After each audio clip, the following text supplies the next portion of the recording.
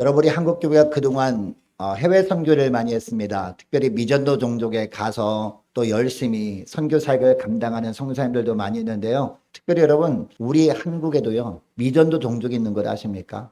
특별히 우리 중고등부 학생들, 우리나라 청년들이 바로 미전도 종족이라고 합니다. 왜 이렇게 미전도 종족이라 하는가라고 봤더니 중고등부 아이들에게 그리고 청년들에게 앙케트를 조사를 했답니다. 선호하는 종교가 뭐냐라고 아직 예수 믿지 않은 사람들에게 설문조사를 했대요. 설문조사를 했는데 여러분, 그 중에서 가장 인기 없는 종교 중에 하나가 어딘지 아십니까? 기독교래요. 그래서 이제 전도에도 아이들이 교회 나올 생각을 하지 않는다는 겁니다. 내가 선호하지 않는다. 수많은 종교가 있는데 나는 다른 종교 선택하겠다. 이런 아이들이 너무나 점점 많아진다는 겁니다. 근데 그 이유도 그 설문조사를 해봤어요. 그 이유가 뭔지 아십니까? 그 이유 중에서 1위가 뭔지 아십니까? 바로 위선적인 문제라는 거죠. 교회 안에서는 그렇게 거룩하게 정말 아름답게 포장하고 살아가지만 신앙생활을 하지만 집에만 돌아오면 그리고 세상에만 나가면 직장 생활할 때는 전혀 딴판의 모습을 보인다는 거죠. 교회에서는 그렇게 좋은 사람 같았는데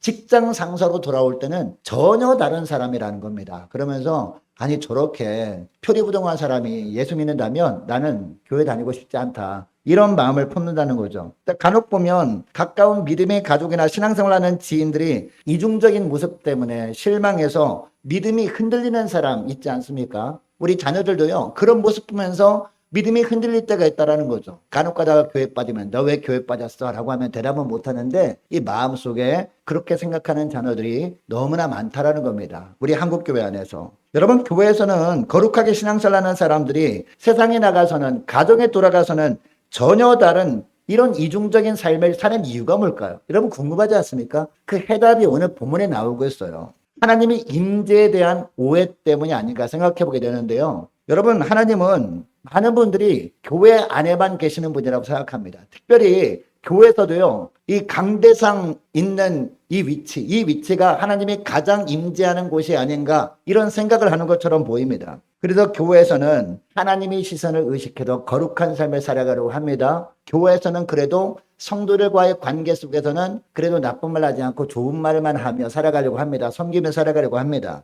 그러나 교회당 밖에만 나가면 주님의 임재를 일단 벗어났다고 생각하고 본성을 드러내는 거죠. 자기 죄악된 본성을 드러내서 내가 하고 싶은 말 막 해버리고 이런 모습으로 살아갈 때가 있다는 겁니다. 여러분, 우리가 주님을 만난다라고 하잖아요. 주님을 만난다라고 할 때 그게 어떤 의미입니까? 주님이 어디에 계셔서 주님이 계신 곳에 가서 내가 주님을 만나는 겁니까? 아니면 주님께서 나를 찾아오신 주님, 그 주님을 만나는 겁니까? 후자 아닙니까? 주님께서 우리를 찾아오셨을 때 그때 우리 마음의 문을 열고 주님을 만나는 거, 이게 바로 주님을 만나는 겁니다. 자, 오늘 본문도 보세요. 오늘 본문에 보니까 모세가 나오는데 여러분, 모세가 하나님께 나아가 하나님을 만난 겁니까? 아니면 하나님의 모세를 찾아오신 겁니까? 하나님께서 모세를 찾아오세요. 오늘 본문에 보니까. 그것도 특별히 모세 앞에 있는 어떤 모습으로 나타납니까? 떨기나무에 불 붙은 모습으로 찾아온다는 거죠. 떨기나무에 불이 붙게 하시고 그 중에 우리 하나님께서 임재하십니다. 그러니까 모세가 보기에 떨기나무가 불이 붙었는데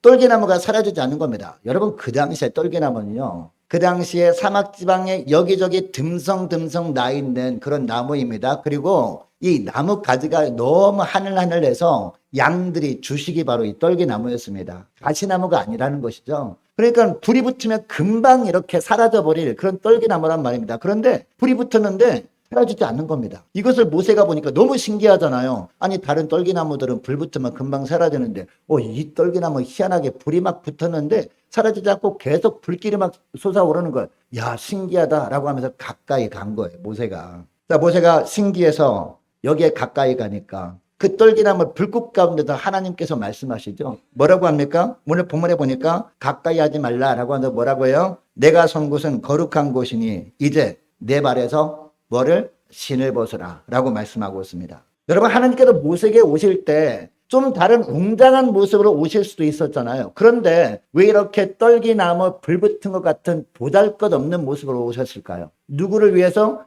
모세를 위해서 그렇게 한 거예요. 여러분, 그 당시에 모세가 바로 이런 모습이었다는 거죠. 너무 낙심에 빠져 있었던 겁니다. 여러분, 모세가 원래 누굽니까? 이집트 왕자였잖아요.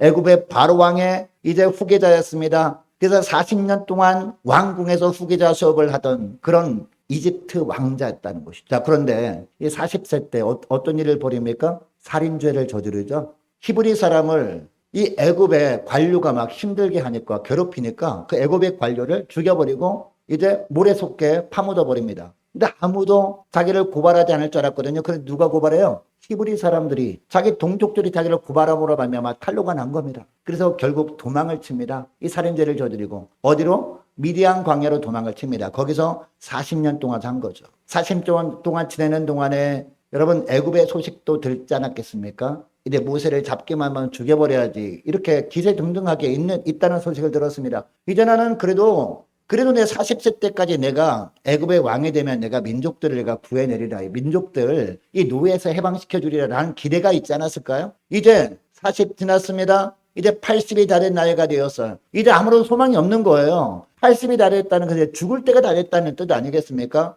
이제 애굽의 언어도 이제 어눌해지게 돼버린 가운데 있는 거죠. 여러분 이처럼 낙심에 빠져 있는 이 모세에게 주님께서 어떤 대단한 모습으로 찾아온 것이 아니라 너무나 보잘것없는 모습으로 찾아오신 거예요. 이게 뭡니까? 이처럼 낮아지신 겁니다. 여러분 아이들 전도할 때 있잖아요. 특히 초등학생들 전도할 때 이제 전도 잘하는 분들은 대부분 이제 이렇게 무릎을 꿇고 이제 눈 마주치면서 대화를 하거든요. 그래야 아이들과 대화가 돼요. 근데 어른이 눈높이에서 밑으로 내다보면서 하면요 아이들 전도가 안 됩니다. 우리 하나님께서 모세를 찾아오실 때도 바로 그런 모습이었다는 거죠. 낮아지고 또 낮은 모습으로 우리 주님께서 찾아오셔서 모세를 부르시는 모습이 오늘 본문에 나오는 것이죠. 여러분 그럼에도 불구하고 하나님이 어떤 존재입니까? 함부로 접근할 수 없는 존재잖아요. 왜? 하나님을 뵈면 죽으니까. 죄인들은 죽게 되어 있거든요. 그래서 하나님은 모세가 다가오는 것을 금하신 겁니다. 그리고 그 발에서 신을 벗으라 라고 주님이 말씀하십니다. 여러분 왜 신을 벗으라고 했을까요? 여러분 신 하면은 어떤 겁니까? 이제 그 당시에는 이렇게 뭐 아스팔트 같이 포장도 안 돼 있는 곳 아니겠습니까? 사막지방이니까 별의별 것들이 다 신에 묻어 있을 거 아닙니까? 그러니까 신을 벗으라라고 하면 무슨 얘기냐? 이처럼 심령 가운데 죄악으로 더럽혀진 가운데 있으면 하나님께 나올 수 없다. 주님을 만날 수 없다. 주님의 일을 감당할 수 없다. 그러니까 내 발에서 신을 벗어라. 이곳은 거룩한 곳이니까. 이 말씀을 하신 겁니다. 즉 내가 거룩하니 너도 거룩하라 라는 말씀을 하시잖아요. 이 의미에서 신발을 벗어라 라고 하신 겁니다. 그래야 하나님의 종으로서 하나님의 명하신 거룩한 일을 감당하는 그런 거룩한 그릇이 될 수 있기 때문에. 자, 그런데 하나님께서 모세에게 신을 벗으라 라고 한 장소가 어디예요? 오늘 본문에 보니까 호렙산 기슭이었다라고 하고 있습니다. 훗날 신의 산으로 불렸던 곳이었죠. 나중에 하나님께서 모세에게 십계명을 주신 곳도 바로 이 호렙산이었습니다. 여러분 그럼에도 불구하고요. 이 호렙산은 하나님이 계속해서 계셨던 곳이 아니었습니다. 하나님이 찾아오신 곳이 바로 호렙산이었어요. 여러분 이 떨기나무가 있었던 곳은요. 어쩌면 모세가 지난 40년 동안 자기 장인의 양떼를 치면서 너무나 많이 그곳을 지나쳤던 곳 아닙니까? 아마도 수도 없이 그 땅을 밟았을 겁니다. 여러 번 왔던 곳이었습니다. 그리고 너무나 익숙한 장소였을 겁니다. 그리고 지금은 불에 타고 있는 떨기나무 옆도요. 계속해서 수도 없이 지나쳐 봤을 겁니다. 양떼를 치면서. 그런데 그동안 모세가 그곳을 지나칠 때마다 여러분 신발을 벗었나요? 그동안은 신을 벗지 않고 있었습니다. 그러나 이제 하나님의 그곳에 찾아오셔서 임재하심으로 그곳이 거룩한 곳이 되었잖아요. 거룩한 곳이 되었으니까 이제는 신을 벗어야 하는 곳이 된 거죠. 여러분 모세가 들었던 똑같은 음성을 들었던 사람이 또 있죠. 누굽니까? 내가 선 곳은 거룩한 곳이니 내 발에서 신을 벗으라 라고 하는 동일한 음성을 들었던 또 한 사람이 있어요. 여호수아죠. 여호수아. 여러분 여호수아는 어디서 그 음성을 듣습니까? 길갈이라는 지역에서 할례를 그동안 받지 못하는 사람들에게 할례를 행하죠. 할례를 끝난 다음에 그 다음에 뭐가 있습니까? 여리고 전쟁을 합니다. 여리고까지 앞으로 가고 있는데 하나님의 군대장과 있다 앞을 가로막는단 말이죠. 가로막으면서 뭐라고 합니까? 내가 선 곳은 거룩한 곳이다. 내 발에서 신을 벗으라 라고 말씀하신 것이죠. 여러분 여호수아는요. 어디서 이 말씀을 듣습니까? 바로 여리고성 앞에서 이 말씀을 들은 거죠. 그러니까 하나님께서 이 여호수아에게는 어디에 찾아오십니까? 바로 여리고성 앞에 찾아오셨던 겁니다. 거기가 거룩한 곳이었다라는 것이죠. 여러분 그러니까 결국 하나님이 어디 계시는가? 호렙산에 계시는가? 아니면 여리고성 앞에 계시는가? 이것이 문제가 아니라 중요한 게 뭐다? 하나님이 찾아오시는 곳이 하나님이 계시는 곳이구나. 하나님이 임재하는 곳이구나. 이게 중요한 것이죠. 여러분 구약시 때는 하나님의 백성들이요. 어디에 하나님의 임재가 있다고 이었어요? 성전. 그죠? 그래서 성전을 짓게 되면 이 성전에 하나님의 임재가 있는 곳이어서 힘들 때마다 이 성전을 찾아가 하나님께 기도로 아뢰었습니다. 그리고 하나님께 제사를 드릴 때마다 이 성전에 모여서 하나님께 제사를 드렸단 말입니다. 여기 하나님의 임재가 있는 곳이라고 여겼기 때문에. 그래서 고난당할 때, 외로울 때, 환란이 있을 때마다 성전을 찾아갔어요. 그래서 간절히 기도하면서 도와달라고 간구하기도 했던 겁니다. 그런데 예수님께서 이 땅에 오셔서 사역을 시작하시면서 뭐라고 하세요? 너희들이 성전을 보여주십니다. 그 성전을 보여주시면서 뭐라고 해요? 너희가 이 성전을 헐라 라고 하셨잖아요. 너희가 성전을 헐라. 내가 사흘 만에 일으키리라. 이 말씀을 하시잖아요. 여러분, 이 말씀을 들었던 그 당시의 유대인들은요, 어떤 생각을 하고 있었어요? 이 성전에 하나님이 임재가 있는 곳이라고 여기고 있었단 말이에요. 그런데 이 성전을 헐라라고 예수님이 말씀하시니까 어떤 생각을 한 겁니까? 아니, 이 자가 어떤 자이길래 이 거룩한 성전을 헐라라고 감히 말하느냐라고 생각을 했단 말이죠. 이거는 신성모독이다라고 여겼다는 것이죠. 왜냐, 그 사람들은요, 예수님이 하나님의 아들임을 몰랐거든요. 인정하지 않았거든요. 그러니까 그런 생각을 한 거죠. 그래서 이 신성모독죄를 뒤집어 씌워가지고 예수님을 넘겨줘 버렸던 것이죠. 이것이 빌미가 돼가지고. 여러분, 예수님이 이 말씀을 하신 이유가 뭐죠? 너희가 이 성전을 헐라 내가 사흘 만에 세우리라. 이 말씀을 하는 의미가 뭡니까? 예수님이 하나님의 본체셨기 때문에, 그리고 예수님이 바로 성전 자체셨기 때문에 그렇게 한 거죠. 그리고 이 말씀을 한 것은 어떤 의미예요? 예수님께서 자신의 사람들이 십자가에 못 박아 죽이면 사흘 만에 부활하리라 이 말씀을 한 거란 말입니다. 그래서 요한복음 3장에 분명히 말씀하잖아요. 우리 예수님께서는 자기 육체를 가리켜 성전이라고 한 것이다 라고 분명히 설명해 주십니다. 여러분, 그래서 예수님이 십자가 죽으시고 사흘 만에 부활하셨습니다. 그리고 지금도 살아계십니다. 살아계시고 여러분, 예수 믿는 사람들 10년 가운데 함께하고 계십니다. 믿으십니까? 자, 그러니까 우리 하나님께서 임재하신 곳이 어떠한 장소에만 임재하고 있는 것이 아니라 어디에?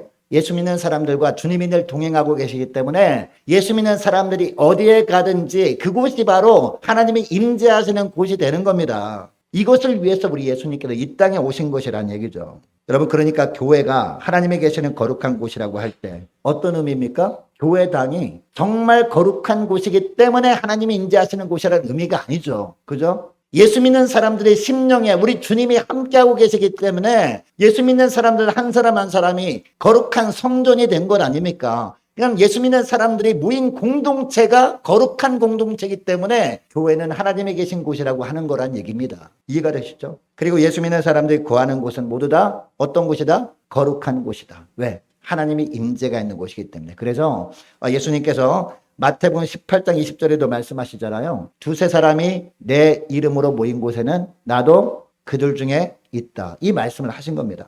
여러분, 같은 의미에서 성직이라는 단어도 한번 생각해 봐야 하는데요. 보통 성직자면 누구를 지칭한다고 생각합니까? 목사님들을 지칭한다고 생각하잖아요. 여러분, 왜 성직자라고 합니까? 하나님께서 거룩한 직분을 맡긴 사람들이기 때문에 하나님께서 불러주시고 또 하나님께서 원하셔서 하나님의 영광을 위해 살고 있는 자들이기 때문에 성직자라고 하는 거죠. 여러분, 그런 의미에서 목사가 성직자 맞는 말이죠. 자, 그렇다면 목사만 성직자인가? 우리가 생각해 봐야 돼요. 여러분, 목사만 성직자입니까? 목사만 하나님이 부르셨습니까? 아니잖아요. 그죠? 세례받고 하나님의 자녀가 된 사람들 다 하나님이 부르신 존재들입니다. 어둠에서 불러낸 존재들이란 말입니다. 어둠에서 불러내어서 이제는 하나님의 영광을 위해서 하나님께서 영광 받으실 거룩한 일을 맡긴 존재들이란 말이에요. 그들 중에 교사가 있을 수 있고 그들 중에서 학생이 있을 수 있고 그들 중에 주부가 있을 수가 있고요. 그들 중에 직장인이 있을 수가 있고 그들 중에 회사 사장님이 있을 수 있는 겁니다. 그래서 여러분이 학생이든 직장이든 사장님이든 아니면 주부든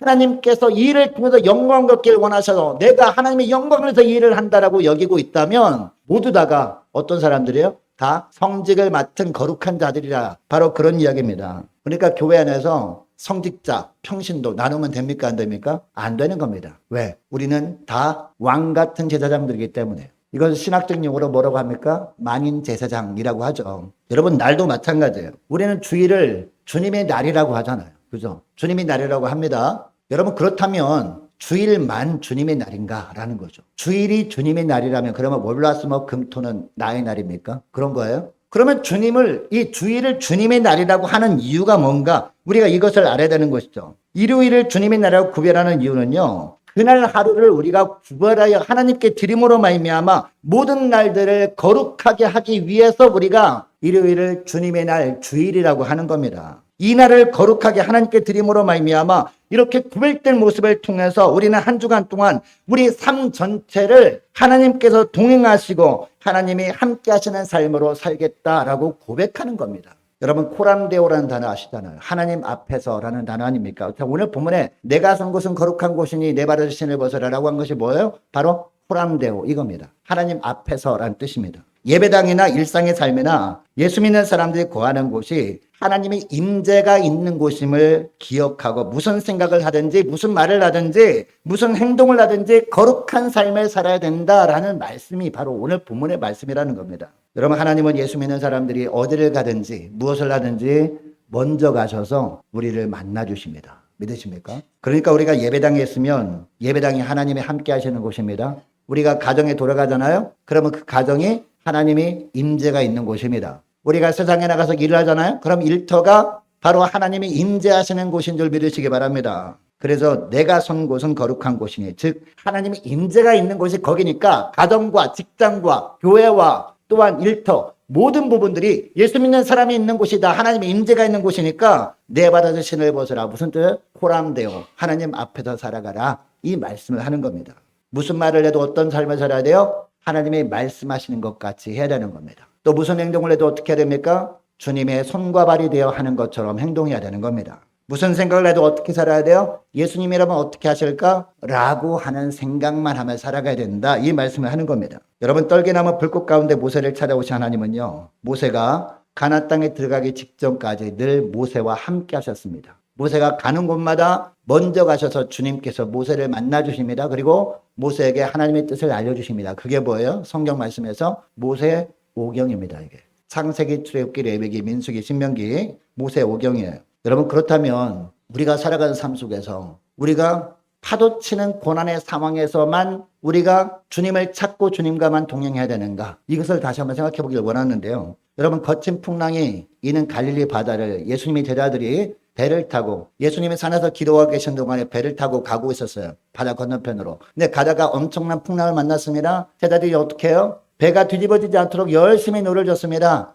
근데 힘이 다 떨어져 갑니다. 이제 어떡하나 고민하고 있는데 바다 위를 뚜벅뚜벅 걸어오시는 분이 계셨어요. 누가? 예수님이 찾아오십니다. 우리 예수님께서 내니 두려워 말라라고 말씀하십니다. 근데 베드로가 너무나 기뻐가지고 주님과 가까이 하고 싶었습니다. 주님께 요청합니다. 예수님께서 오라 그러니까 어때요? 주님만을 온전히 신뢰하는 믿음 가지고 딱 나갔습니다. 나갔더니 어떻게 해요? 처음에는 바다 위를 걸어서 예수님께 가는 거죠. 주님과 밀착되어 살고 싶다는 이 믿음, 주님만을 신뢰하는 믿음 가지고 나가다가 그 다음에 어떻게 됩니까? 가다 보니까 파도 치는 물결 보고서 빠져나간단 말입니다. 근데 건져주시면서 주님이 뭐라고 합니까? 왜 믿음이 적으냐라고 책망하시죠. 여러분, 이때는요, 베드로가 주님과 온전히 가까이 동행하고 싶은 이 믿음 때문에 이 바다 위를 잠깐이라도 걸었거든요. 근데 여러분, 평지에서 어땠을까요? 평지에서 예수님이 붙잡히셨어요. 그때 여러분, 베드로가 고난이라는 파도를 만났습니까? 아니면 평지였습니까? 그냥 평지였다는 거죠. 파도에 빠져들어가 죽을 염려도 전혀 없었던 상황이었습니다. 여러분, 그때는 베드로가 어떻게 했냐고요? 주님을 멀찍이 따른 거죠. 주님을 따르지 않은 건 아니었습니다. 주님을 멀찍이 따르다 보니까 어떻게 돼요? 닭 굴기 전에 주님을 3번이나 부인하는 그런 불신앙의 삶을 살게 됐다는 것이죠. 여러분, 이것은 우리에게 무엇을 보여줍니까? 고난의 파도가 치는 시련의 기간에만 주님과 함께하는 믿음이 필요한 것이 아니라 일상의 삶이라는 맨 땅에서도 주님과 동행하는 믿음이 필요하다, 이 말씀을 하는 거죠. 그러니까 교회에 나와서 하나님을 예배하기 위해서도 믿음이 필요하지만 그 하나님을 모시고 저와 여러분이 일상의 삶에서 하나님과 동행하기 위한 믿음도 필요하다라는 것을 말씀하고 있는 것입니다. 그래서 우리는 이곳에 모여서 우리가 기도를 하고 또 예배도 드리고 말씀 통독도 하는 겁니다. 이런 믿음을 위해서 이 모든 것들이 궁극적으로 하나님과 동행하기 위한 것들입니다. 그러니까 우리에게 정말 믿음이 필요하다면 고난당할 때 그 고난의 물 위를 걸을 수 있는 믿음도 필요할 때가 있지만 더 중요한 게 뭐라고요? 일상의 삶이라는 그런 맨 땅에서도 주님과 더 밀착해서 주님과 동행하는 믿음, 이런 믿음이 우리에게 더 필요하다, 이 말씀을 하는 겁니다. 여러분, 교회에서는 신을 벗는 것이 어렵지 않죠. 왜? 교회에서는 하나님이 계시는 곳이라고 여기기 때문에 하나님의 시선이 의식돼서 신을 벗는 것이 어렵지 않습니다. 그런데 가정에서, 직장에서 신을 벗는 것은요, 결코 쉬운 일은 아닙니다. 왜? 하나님이 느껴지지 않기 때문에. 여러분, 예수 믿는 사람들에게 내가 선 곳은 어디입니까? 바로 우리의 일상의 자리가 하나님께서 이 시간에 말씀하시는 내가 선 곳인 줄 믿으시기 바랍니다. 우리의 가정, 우리의 직장, 우리의 교회가 바로 거룩한 곳입니다. 여러분, 모세는 떨기나무 불꽃 가득 찾아오신 하나님 앞에서 어떻게 합니까? 신을 벗습니다. 신을 벗어서 주님과 온전히 연합된 곳에 살아갑니다. 그때 하나님의 은혜가 임한 겁니다. 그때 하나님의 은혜가 강력하게 임함으로 말미암아 하나님께서 맡기신 일을 감당할 수 있게 되는 겁니다. 이게 바로 오늘 본문의 후반부의 말씀의 내용이라는 것이죠. 여러분, 모세에게 어떤 능력이 있기 때문에 그 능력을 보시고 하나님께서 모세를 사용하면 이 일이 가능하겠다라고 여기셔서 모세를 부르신 것입니까? 아니잖아요. 모세를 찾아오셨을 때 내 바다의 신을 벗으라 라고 하신 말씀에 모세가 순종했을 때, 코람데오의 삶을 살아갈 때 주님께서 은혜를 부어주시고 도울 자를 붙여주시고 이를 감당할 수 있도록 하신 겁니다. 여러분, 여호수아도 마찬가지였습니다. 여러분, 우리도 마찬가지예요. 우리에게 직분을 맡긴 것도요, 하나님께서 우리에게 직분을 맡기실 때 내 발에서 신을 벗으라라는 말씀을 하신 거거든요. 그 말씀에 그 순간이라도 우리가 순종해서 우리 발에서 신을 벗었기 때문에, 나라는 신, 내 경험이라는 신을 벗었기 때문에 그 믿음 모시고 직분을 맡기신 거란 말이에요. 나에게 어떤 대단한 능력이 있어서 그 직분을 맡긴 것이 아니란 말입니다. 그리고 계속해서 우리가 어디서 누구를 만나고 무슨 말을 하고 어떤 일을 하든지 그곳에도 임재 계시는 하나님 앞에서 우리가 날마다 신을 벗고 코람데오의 삶을 우리가 살아가게 되면 끝까지 직분을 잘 감당할 수 있도록 우리를 도우시는 하나님이 살아계신 하나님이란 말입니다. 이 말씀을 하는 거란 말이에요. 그리고 우리가 이 시간 전심으로 예배하는 것도요, 이곳에만 하나님이 계시기 때문에 우리가 전심으로 예배를 드리는 것이 아닙니다. 우리의 삶의 현장에서 우리를 찾아오시고 우리와 동행하길 원하시는 그 하나님을 겸손하게 인정하고 또 한 주간 동안을 주님과 동행하기 위해서 우리가 전심으로 예배를 드리는 것 아니겠습니까? 그리고 이곳에서 하나님 앞에서 예배하며 하나님의 은혜를 갈망하는 이유도 마찬가지죠. 이 시간만 거룩한 시간이기 때문에 우리가 주님을 예배하고 찬양하고 기도하는 것이 아니지 않습니까? 하나님을 잠깐 뵙고 가는 것이 아니라 내가 살아가는 24시간의 하루하루의 시간 동안 그 일상의 삶이라는 맨 땅에서 코람데오의 삶을 살아가려고 우리가 은혜를 갈망하는 것이죠. 여러분, 하나님께서 우리에게 신을 벗으라라고 하는 것은요, 결코 부담스러운 말씀이 아닙니다. 우리에게 부담을 주고자 하시는 말씀이 아니라 하나님이 이 말씀하시는 것은 거룩한 하나님의 임재를 경험하게 하시고자 하시는 하나님의 은혜인 줄 믿으시기 바랍니다. 그래서 우리는 이 은혜 때문에 겸손해야 하는 겁니다. 교회를 다니기 때문에 거룩한 삶을 살아가는 것이 아니란 말입니다. 너무나 부족한 우리잖아요. 모세보다도 더 못난 우리 아닙니까? 이런 우리에게도 주님께서 먼저 찾아오셔서 우리를 구원하시고 우리와 동행해 주시는 그 주님의 은혜 때문에 우리는 그 주님을 닮은 거룩한 삶을 살아가야 하는 겁니다. 그리고 우리가 일상의 삶에서 너무나 보잘것없어 보이는 일에도 우리가 최선을 다해야 되는 이유가 뭔지 아십니까? 그곳이 바로 주님이 임재해 계시는 곳이기 때문에요. 그리고 우리가 볼 때는 너무나 못나 보이는 사람도 우리가 존귀히 여겨주고 섬겨주는 삶을 살아가는 이유도 뭐예요? 바로 그 자리도 하나님이 임재가 있는 장소이기 때문에 그렇게 하는 겁니다. 여러분, 이것을 기억하시고 여러분이 어디에 있든지 누구를 만나든지 누가 대화를 나누든지 무슨 일을 하든지 그곳이 하나님이 임재가 있는 곳임을 기억하고 코람데오의 삶을 살아갈 수 있기를 축복합니다.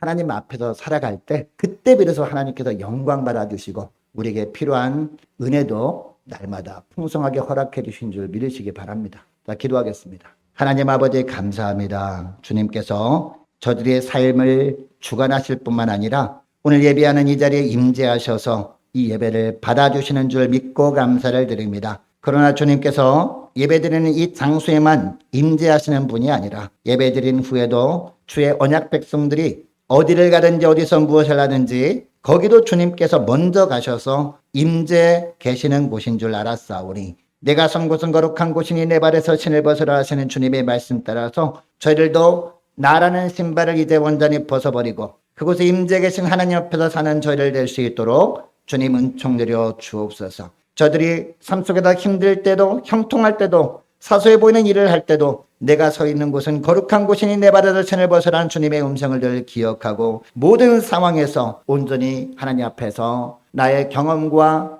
또한 나의 능력 같은 모든 나의 신을 벗어버리고 오직 거룩하신 하나님과만 동행하며 살아가는 복된 한 주간 될 수 있도록 은총 내려 주옵소서. 감사드리오며 우리 주 예수 그리스도의 이름으로 기도드리옵나이다. 아멘.